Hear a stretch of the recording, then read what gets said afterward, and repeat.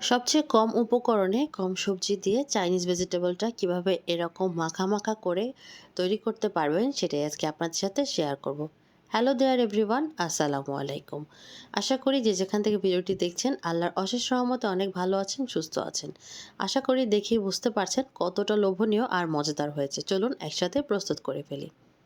আমি এখানে নিয়েছি পেঁপে, গাজর আর বরবটি পাতলা পাতলা চিকন চিকন করে এগুলোকে কেটে নিয়েছি। চাইলে আলু, ফুলকপি, বাঁধাকপি যে কোনো সবজি অ্যাড করতে পারেন।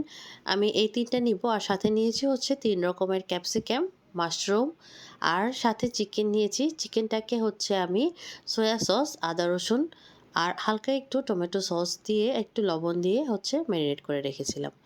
এখন চলে যাব রান্নার জন্য। প্রথমে আমি প্যানের মধ্যে পানি দিয়ে এটাকে ফোটানোর জন্য রেখে দিয়েছিলাম।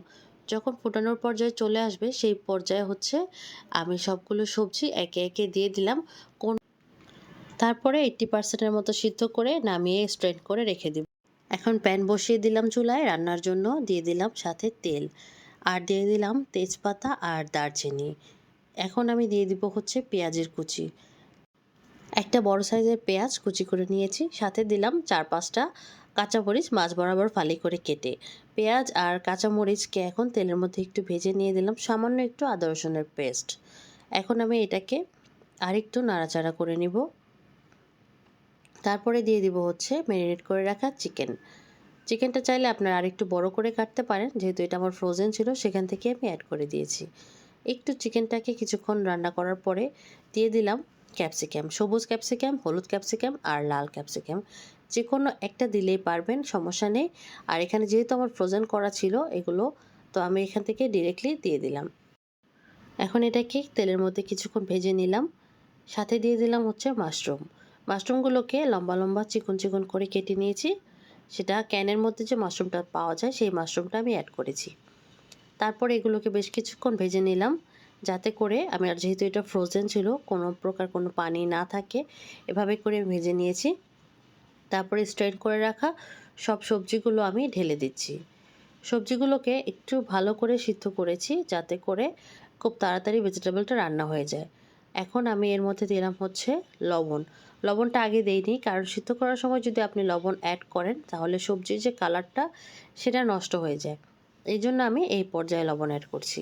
কাজু বাদাম আর কাঠবাদাম বেটে রেখেছিলাম সেটা দিয়ে দিয়েছি। এখন দিয়ে দিব হচ্ছে টমেটো সস। 1 টেবিল চামচের মতো টমেটো সস দিয়ে দিয়েছি। এতে করে কালারটা বেশ সুন্দর আসবে। আর দিব হচ্ছে হাফ চা চামচের মতো চিনি। যে কোনো চাইনিজ আইটেমে চিনিটা অ্যাড করবেন, এতে করে এর স্বাদটা বেড়ে যাবে। এখন সবগুলোকে আরও একটু কিছুক্ষণ সময় নিয়ে মিক্স করে নিব। আর অবশ্যই চুলার আঁচটা কিন্তু একদম হাই ফ্লেমে আছে। কালো গোলমরিচের গুঁড়াও দিয়ে দিলাম কিছুটা, দিয়ে এখন এটাকে ভাজতে থাকবো। আর এই পর্যায়ে আমি একটা বাটির মধ্যে একটা ডিম ফেটিয়ে নিলাম। তারপরে ডিমের যে কুসুমটা সেটা আমি আলাদা করে নিয়ে নিচ্ছি। তারপরে এটাকে একটা কাঁটা চামচের সাহায্যে বেশ ফেটিয়ে নিলাম। তারপরে এটাকে একটু একটু করে এখন হচ্ছে ভেজিটেবলের মধ্যে অ্যাড করব আর বেশ সুন্দর করে মিক্স করব। যেহেতু হাই ফ্লেমে আছে অবশ্যই নাড়তে থাকবেন আর হচ্ছে দিতে থাকবেন। এতে করে ডিমের আলাদা আলাদাভাবে সব সবজিতে লাগবে, ডিমগুলো একটা মানে দলা পাকিয়ে যাবে না। তো আমি ৩-৪ বার সময় নিয়ে একটু একটু করে সাদা অংশটা অ্যাড করেছি আর মিক্স করেছি। এই যে দেখুন, দেখেই বুঝতে পারবেন কতটা সুন্দর মাখা মাখা হয়ে আসছে। তো এটাকে আরও কিছুক্ষণ রান্না করার পরে এখন দিয়ে দিব হচ্ছে গুঁড়ো দুধ। বেশ কিছু পরিমাণ গুঁড়ো দুধ আমি অ্যাড করেছি। আমি প্রায় ৩ টেবিল চামচের মতো অ্যাড করেছি, যাতে করে হয় কি ভেজিটেবলটা দেখতেও সুন্দর লাগে আর খেতেও ভালো লাগে। এখন এই গুঁড়ো দুধটাকে বেশ সুন্দর করে আবার সবজির সাথে মিক্স করে নিব। ঠিক এরকম পর্যায়ে চলে আসার পরে আমি একটা মগের মধ্যে পানি নিয়েছি আর সাথে দিয়ে দিলাম হচ্ছে 2 টেবিল চামচ পরিমাণ কর্নফ্লাওয়ার। এই কর্নফ্লাওয়ারটাই কিন্তু সবচেয়ে সুন্দরভাবে বাইন্ডিংয়ের কাজ করবে। এখন এই কর্নফ্লাওয়ার আর পানির যে মিক্সচারটা সেটা আমি ডিরেক্টলি দিয়ে দিব হচ্ছে ভেজিটেবলের মধ্যে। চুলার আঁচটা কিন্তু এখনও হাইতেই আছে। তারপরে নাড়াচাড়া করে বেশ সুন্দর করে এটাকে যত পর্যন্ত আমার পছন্দ মতো একটা গ্রেভিতে না চলে আসবে তত পর্যন্ত কিন্তু এটাকে আমি টানাতে থাকবো। যেহেতু হাই হিটে আর অল্প একটু পানি, বেশি একটা সময় লাগবে না। এই পর্যায়ে আমি হচ্ছে লবণটা চেক করে নিব। একদম পারফেক্ট হয়েছে, আর কোনো লবণ অ্যাড করতে হবে না। আর এইরকম থাকতে আমি নামিয়ে নিব, কারণ ঠান্ডা হলে এটা আরও কিছুটা ঘন হয়ে যায়। দেখলেন তো কত সহজে আর কম উপকরণে এই ভেজিটেবলটা তৈরি করে ফেললাম।